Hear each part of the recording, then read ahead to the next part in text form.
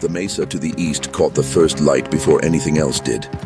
It turned a deep copper, almost the color of dried blood, and held that color for exactly as long as it took the sun to clear the ridge.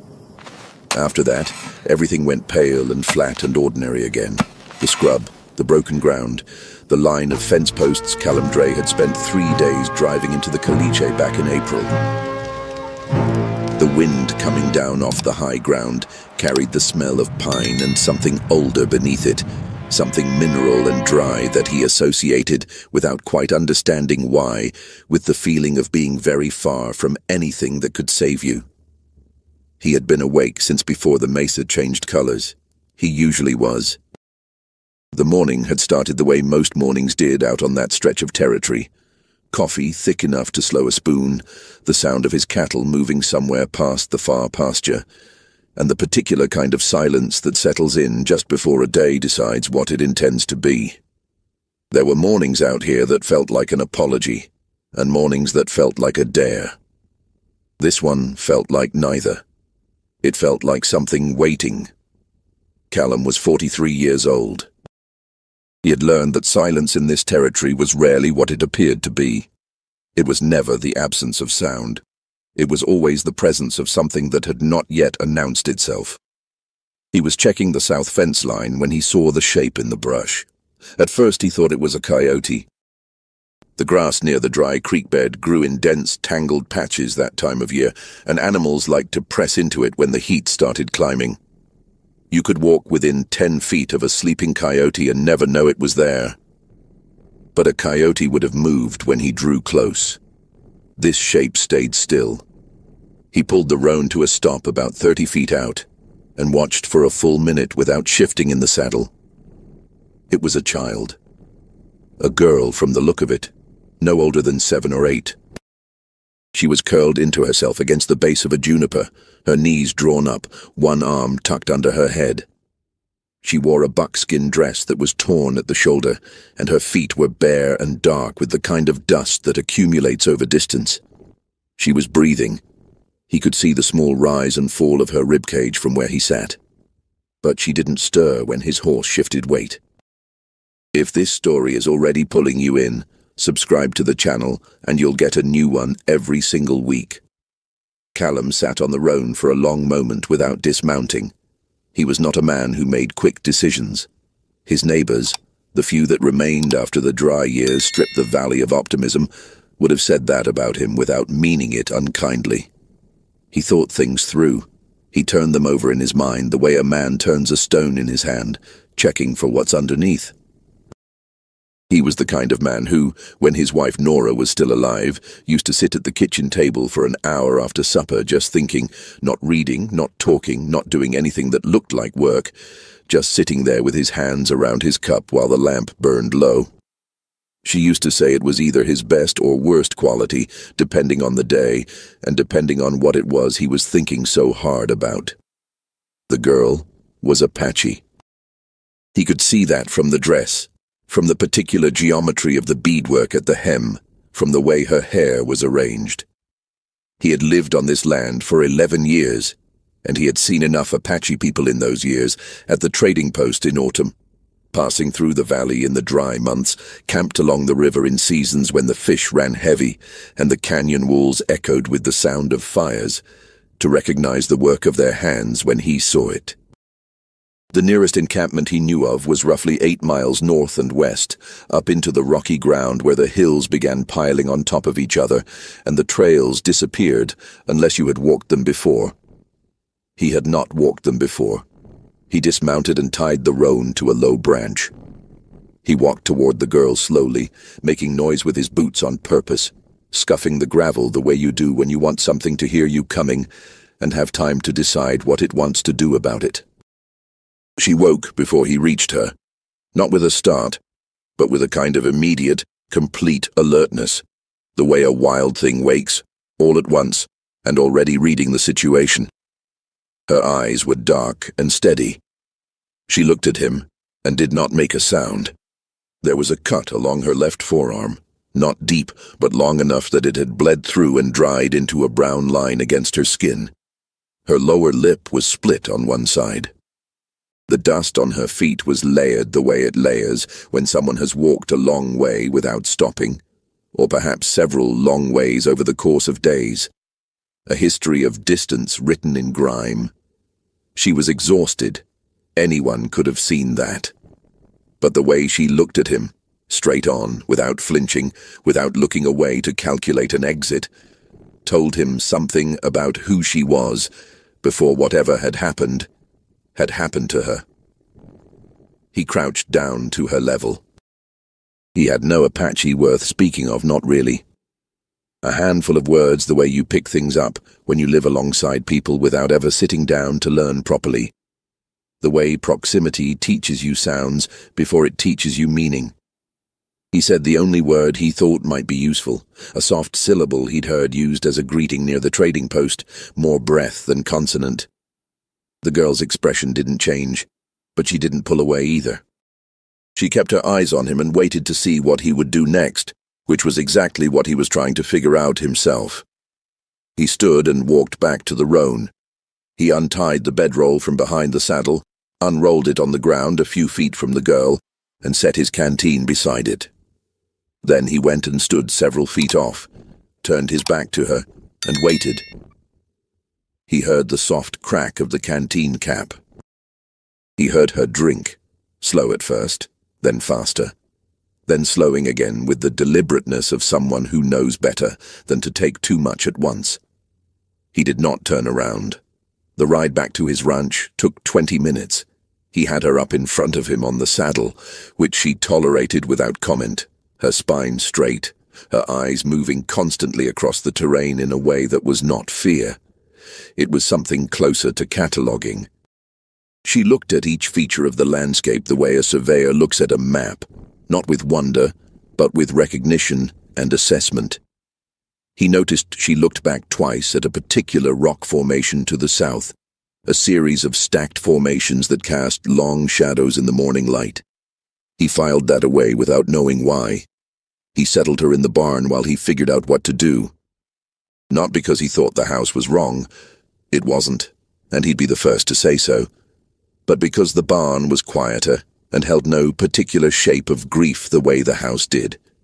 Every room in that house had a memory of Nora in it, a specific version of her doing a specific thing in that specific light. And Callum had learned in the years since she died that grief has its own geography, its own rooms and corners. And sometimes it helps everyone to just find a neutral space. He gave the girl jerky and a piece of cornbread and a wool blanket that he'd patched himself the previous winter, and she ate quickly and without ceremony, the way someone eats when they've learned that the opportunity might not last. He stood in the barn doorway and looked out at his land for a long time. His cattle were visible now, dark shapes drifting slowly toward the water trough. The fence he'd been checking when he found her still needed 2 more posts on the south run. The morning was burning off, and the light was settling into the flat, punishing brightness of midday. He thought about sending word to the army post to the southeast, which was what most men in his position would have done. Would have said it was the sensible thing, the lawful thing, the thing that kept you out of trouble with the wrong people. He entertained that thought for maybe 10 seconds, the way you entertain a thought you've already dismissed. He went inside and packed what he needed for a full day's ride. Before dawn the next morning, he was up and moving through the dark of the barn. He left a note for his hired hand, a young man named Beto Villarreal, who came 3 days a week from the settlement to the south. The note said he'd be gone most of the day, that the south fence still needed 2 posts, and that there was salt pork in the kitchen. He did not explain where he was going.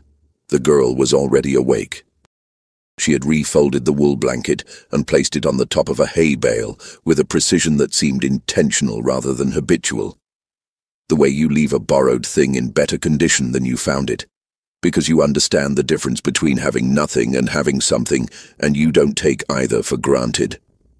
She stood near the horse stall with her arms loose at her sides. She looked at him, and then at the barn door, and he nodded once. They rode out into the grey hour before sunrise, heading north and west into the hills. The air had that particular cold of the hours before light. Not the cold of winter, but the cold of things that have not been warmed yet. All the surfaces and stones and morning grasses holding the night's temperature like they're reluctant to let it go. Callum set a steady pace and didn't push the roan. He was a horse that knew his limits and respected them, and Callum had always appreciated that in a horse more than speed. The girl sat in front of him again, and once or twice during the long ride up into the rocks, he felt her shift her weight slightly, leaning just a degree or two to the left or right, and he learned to read those small adjustments the way a riverman reads a current. Not explicitly, not with analysis, but with the body. The terrain changed as they climbed. The flat grazing land gave way to loose rock and cedar. The cedar gave way to pinon and scrub oak, and the trail narrowed until it wasn't really a trail anymore, but just the path of least resistance between things. The hills here had a particular quality in the early light, all angles and shadow, nothing soft about them. The kind of landscape that communicates without words that you are in something's territory now and it is not yours. Callum had been up into these hills exactly twice before, both times years ago, both times briefly, and with the nervous energy of someone passing through somewhere he hadn't been invited. They found the camp mid-morning, coming over a low ridge where the pinon thinned and the land opened up into a wide, sheltered bowl. It was not what he had imagined. He realized, seeing it, that he'd been imagining something temporary, something that looked like it could be packed up and gone in a morning. What he found instead was a place with the quiet permanence of somewhere people return to season after season, long enough that it has started to look like it belongs to the people as much as the people belong to it. There were perhaps 30 structures visible from where he stopped the roan at the edge of the trees. Cooking fires, the sound of children, dogs at a careful distance, watching him with the watchfulness of animals that have learned exactly how far is safe. He counted at least a dozen people before his count was interrupted. A man came out of the trees to his left. Not from the camp, but from the slope above it and to the side, and he moved with the deliberate, unhurried quality of someone who's been tracking something for a long time and has finally decided that the tracking is over. He was broad through the chest and somewhere past 50 years, with a face that carried its lines in the way that long-distance squinting puts lines on a face. At the corners of the eyes across the forehead, not from softness, but from sustained attention to far things. He wore a red cloth wrapped at his right wrist, and the thing that distinguished him most was not what he wore, but the fact that every other person in the camp had stopped moving the moment he stepped out of the trees. Callum kept his hands where they could be seen and kept the roan very still. The girl looked at the broad-chested man and spoke in a quick, low voice, not frightened, but informing. The man looked at her with an attention that took in everything at once, and something changed in his face. Not relief exactly. The removal of a weight that had been carried for a specific number of hours and was now being set down. He looked back at Callum and held his gaze without expression. The silence stretched. Callum said, "Found her on my land, south of the hills near the dry creek." He pointed in the direction they'd come from, more out of habit than any real belief it would communicate anything. "She was hurt. I brought her back." The man looked at him for a long moment. Then he spoke, not to Callum, but to a younger man who had appeared near the closest fire without Callum having seen him arrive. The younger man moved back into the camp. The broad-chested man looked at the girl one more time, and then he looked at Callum and made a gesture with his right hand, palm out, fingers down, that needed no translation. Callum dismounted. What followed was not anything he had imagined on the long ride north. He had considered two broad possibilities: that he would be turned away quickly and ride home with the satisfaction of having tried, or that he would be acknowledged briefly and sent home with something he could file away as having done right. He had not imagined sitting at a fire for 3 hours. He had not imagined the older woman who appeared with a shallow clay bowl of stew, dense with dried meat better than it looked. He had not imagined the children who materialized in ones and twos at the edge of his vision, studying him with the frank curiosity of children who haven't yet learned that curiosity about strangers should be concealed. The broad-chested man, whose name Callum would eventually understand to be Deshna, sat across the fire from him and said very little during the first hour. A younger man named Thomas, who spoke some English in the deliberate way of someone who learned it from close observation rather than instruction, translated occasionally and selectively. Mostly what was being communicated was not carried by words at all. It was communicated through the act of remaining, of sitting at a fire across from someone and not leaving. Deshna watched him the way men in that territory watched things they hadn't yet categorized, not with suspicion exactly, but with the careful attention of someone who has been given bad information before and knows the cost of it. There was no hostility in it. There was also no warmth. It was honest assessment, which is rarer than either. The girl reappeared near midday, cleaner, her arm dressed with something that smelled of pine resin. She stood near Deshna and looked at Callum, and then passed him to the south, toward the mesa visible above the ridge. She said something to Deshna. Thomas listened and then turned to Callum. She says you knew to be quiet when she looked at the stones, on the ride. Callum considered that. He said, didn't have much to say. Thomas put this to Deshna. The older man's expression shifted in a way that might have been the earliest possible stage of something like amusement. Not a smile, but the thing that comes before a smile decides whether it's going to happen. He spoke. Thomas said, he says that is unusual, for a man with land.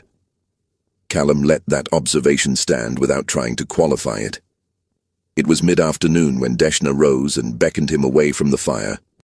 Thomas fell in beside them as they walked up through the camp and past it, following a trail that Callum could not have found on his own, through the pines and along a ridgeline that looked south and west over a broad expanse of lower ground. The view from up there had the quality of things seen from height. It reduced everything, made the distances between objects comprehensible in a way they weren't when you were moving through them. Callum could see the approximate shape of his own land. The long rectangular pasture, the pale thread of the dry creek bed, the small pale square of the house. It looked smaller from here than it felt when you were standing inside it, more contingent. Deshna pointed. He indicated something in the rock face nearby. A line, a seam, a place where the stone showed a different color than the stone around it. He spoke for longer than he had spoken at the fire. Thomas listened carefully and then said, he says there is water here, below this ground. It comes from the same source as your dry creek, but it goes deep before it comes back up. There. He pointed to a location on Callum's land, not in the creek bed but east of it, near a low, flat stretch of ground that Callum had always thought of as the useless section of the east pasture because it collected hardpan and nothing grew well in it, and it didn't drain right. If you go down 20 feet, maybe a little less, you will find water that does not stop when the rains do. It runs from the deep rock. It has been there longer than this camp. Callum stared at the spot Thomas was pointing to. He said slowly, how long have you known that? Thomas asked. Deshna's answer came without hesitation. Thomas said, he says his father's father knew it. It is not a secret. It is only something no one asked about. Callum took his hat off and stood there on the ridge with the wind moving over the high ground. He thought about the 3 dry seasons he had pushed through since the creek started going thin in late summer. He thought about the year he had sold a quarter of his herd at prices he wouldn't tell anyone because the water couldn't sustain them. He thought about the nights he'd sat at the kitchen table doing arithmetic that never came out right. 20 feet down, maybe less. He'd had the water under him the entire time. Deshna spoke again without waiting for Callum to finish thinking. Thomas said, he says there is one thing. Below your east pasture and the ground nearest the big flat stones, there are people buried, people from before. He asks that when you work that ground, you leave the stones as they are. Do not break them. Do not move them from where they sit. Callum knew exactly what stones Thomas was describing. There was a section of the east pasture where a series of flat, wide rocks sat in an arrangement he had always assumed was natural, the kind of thing the land produces over centuries of freeze and thaw and pressure. And he had walked around them for 11 years because they looked like they were where they were supposed to be. He said, "I wasn't planning on moving them." Deshna held his eye when Thomas relayed this. A long moment passed on that ridge with the wind and the distance and the small pale square of Callum's house visible below. Then Deshna gave a single, slow nod, the kind of nod that is not agreement, but acknowledgement, the kind that means, "I have heard you, and I am choosing to believe you." They walked back down to the camp in the long, slanted light of late afternoon. At the place where the trail curved back toward the tree line, at the edge of where the camp began and the open ground ended, Deshna stopped. He turned. He said something short and deliberate, and Tomas took a moment before he translated it. He seemed to be finding the right English, the way you search for a shape that fits. Finally he said, "He says, you walked 8 miles to bring back something that cost you nothing to keep. He will remember that." Callum put his hat back on. He said, "I'd have done the same for anyone's child." Tomas translated it. Deshna looked at him for a moment, and then looked away toward the valley and then back. He said 2 words. Tomas said, "He knows." The ride back down was quieter than the ride up. The roan picked its careful way through the evening rocks, and Callum let him set his own pace because the horse had earned it. The sun was getting low, and the light had turned the specific golden orange of late afternoon in that territory, the light that makes even poor land look like it might be worth something. The shadows of the cedar trees stretched long and thin across the ground. Callum rode with his reins loose and thought about a spot 20 feet east of the dry creek bed and what it might mean for the next summer, and the summer after that. He started digging 3 days later. He brought Beto in on it without explaining where the idea had come from, just told him they were sinking a test well in a location he'd been thinking about. Beto looked at the chosen spot with the measured skepticism of a young man who has spent a fair amount of his life digging holes in dry ground at someone else's direction. He didn't argue. He just picked up a shovel and started. At 19 feet, on a Thursday afternoon with the sun already angling toward the hills, the soil changed character. It went from dry caliche and rock to something darker, something that held the shovel differently, something with moisture in it. At 21 feet they hit water, cold, clear water that came up steady out of the rock and didn't slow down. Beto stood at the top of the shaft and looked down at it for a long time without speaking. Then he crossed himself, which was the most honest response Callum could think of. Callum looked at the dark, wet walls of the shaft and thought about a man he had sat across a fire from for 3 hours without sharing a common language, and how that man had known this was here the whole time, known it since his father's time, and had not thought of it as something worth withholding. The well changed things. Not dramatically, not all at once, never the way stories sometimes tell change, a door swinging open into bright light.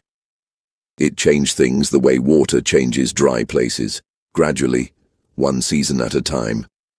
The following summer, when the creek went thin in July the way it always did, Callum's cattle had what they needed. The year after that, he was able to bring back some of the herd he'd sold at poor prices. The east pasture, the section with the flat stones, he fenced around rather than through. The stones sat undisturbed through every season after that. Grass grew between them, and in wet springs wildflowers appeared along their edges, and Callum stopped noticing them the way you stop noticing something that has always been exactly where it belongs. He saw Deshna once more, and only once. It was 2 winters later, at the trading post near the edge of the settlement, in a grey November with the sky the colour of old iron and the ground frozen hard enough to ring underfoot. Deshna was there with 2 younger men, loading supplies into a wagon with the efficient, unhurried movement of people who do not waste effort. He noticed Callum across the yard. They looked at each other across the width of the frozen ground between them. Callum raised his right hand once, slowly. Deshna watched him for a moment. Not a long moment, not an uncertain one, and then lifted his own hand in return, a single measured raise, and turned back to his work. No one at the trading post that day knew who those two men were to each other. No one asked. It looked like two men acknowledging each other across a yard, which was exactly what it was, and also something more, in the way that the most significant things are almost always the smallest things when viewed from the outside. The well ran clean and cold for as long as Callum worked that land. He added fencing, added cattle, survived 2 more dry seasons that finished off ranches on either side of his. In later years, when neighbors or strangers asked how he had managed to last through the years that had beaten so many others, he always gave the same answer. He said he'd had help from neighbors he hadn't expected, and he left it at that. Nobody who heard it ever pushed for more than that. And the ones who knew him well enough to guess at the rest also knew him well enough to know that some stories are told in full, and some stories are told by the shape of a man's silences, and either way, they're told. Share this story if it meant something to you, and leave a comment telling me which part stayed with you longest. I read every single one.